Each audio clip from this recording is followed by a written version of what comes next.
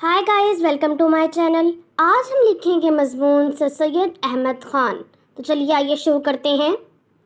Sir Syed के मौरस आला शाहजहां के अहद में हिंदुस्तान आए।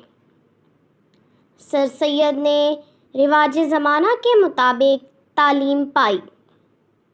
सबसे पहले अदालत में काम किया, फिर तरक्की करके मुसन्निफ़ हो गए।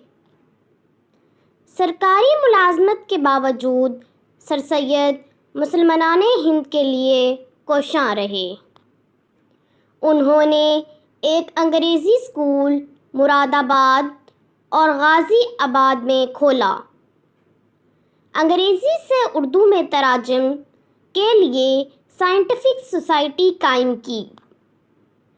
1875 में अलीगढ़ कॉलेज की बुनियाद रखी, जो बाद अज़ां हिंदी मुसलमानों का सबसे अहम तालीमी, सियासी और अदबी मरकज़ करार पाया।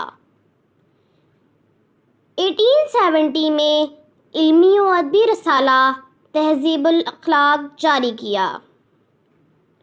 सर सैयद ने उर्दू में मज़मून की सिन्फ़ को रवाज दिया, खुद कसरत से मज़मून लिखे।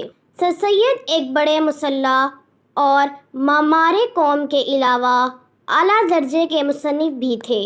उन्होंने 1898 में वफ़ात पाई।